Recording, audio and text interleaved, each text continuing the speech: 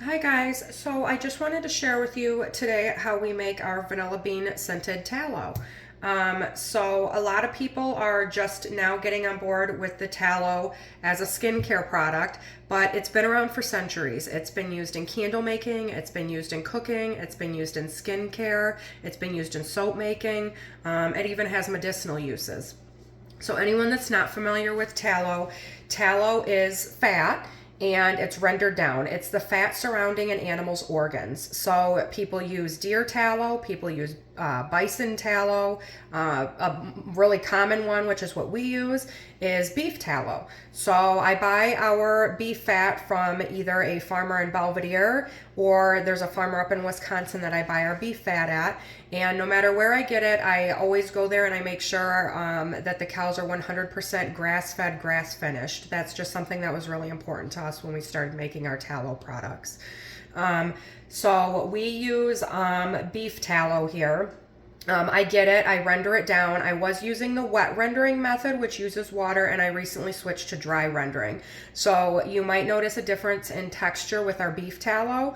Nothing else changed. It's just the difference in texture.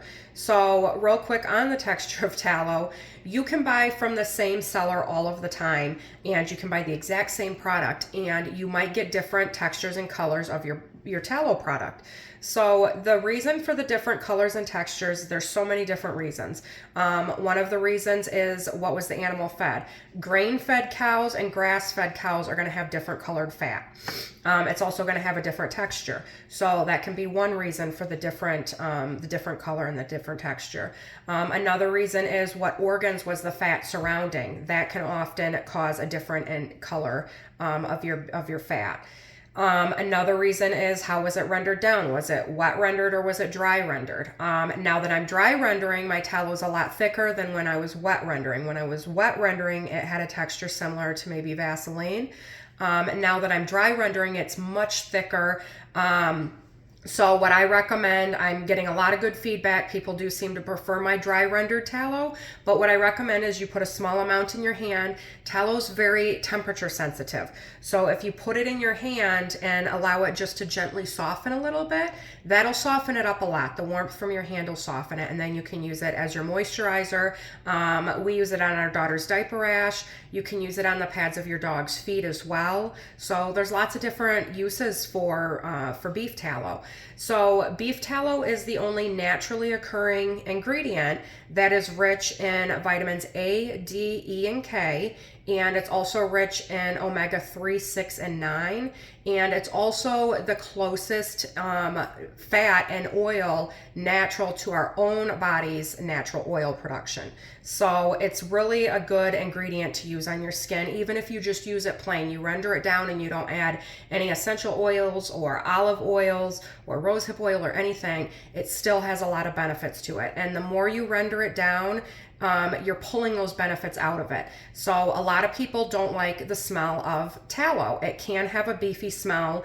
Again, depending what part of the animal it came from, how they were fed, and how it was rendered can also affect the smell. So sometimes it might have a stronger smell than other times as well. And that's completely normal.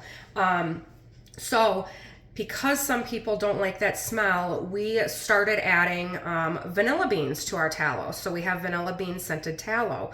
And I don't mind the smell of it, but again, some people do, and that's fine.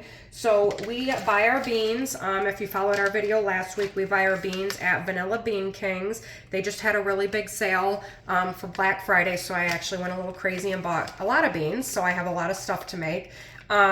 But we put our tallow in the crock pot. I already had it all rendered down. I dry rendered it, and then I put it in the crock pot, and then we added our vanilla beans. So anyone that hasn't seen a vanilla bean, again, this is a vanilla bean. These are Madagascar grade A vanilla beans. And this is what a vanilla bean looks like.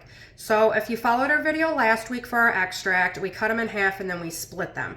You can also do that to make vanilla bean infused tallow. The reason I don't is because if you followed our video last week, the inside has all of those little tiny vanilla bean seeds.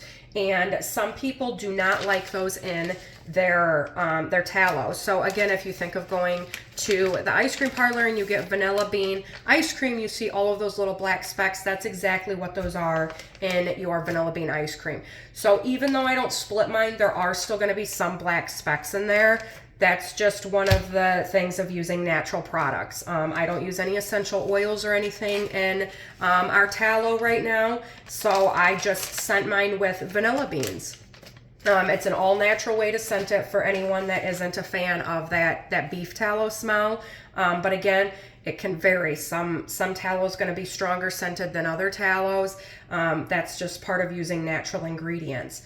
So I put my tallow in here that was rendered down, and I put my vanilla beans in there, and I keep it on warm, and I've done that all day today.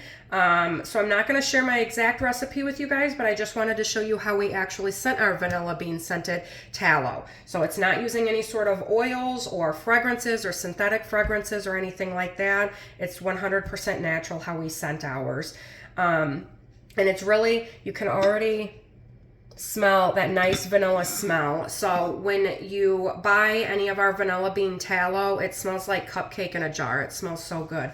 So I'm really excited to get this in the jar tonight, but we're going to leave it here the rest of the day to continue to infuse on warm. And again, you can split and cut the beans. It's kind of just a preference on whether or not you want all those black seeds in there. So I know just a short, quick video this week, but I just wanted to share that with you guys real quick and show you how we scent our vanilla bean scented tallow.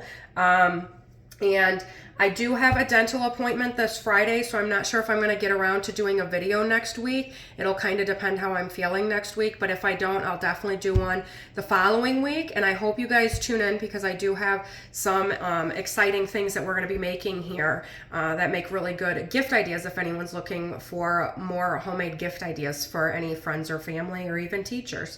So that is it for this week. I really appreciate you guys tuning in. Again, if anyone ever has any questions, you're more than welcome to ask. I'm happy to answer any questions. And if I don't have answers, again, I do have some resources that I'm happy to direct people at to hopefully answer any questions you might have. So until next week or the following week, I hope everyone has a good week. Thank you for tuning in with us this week.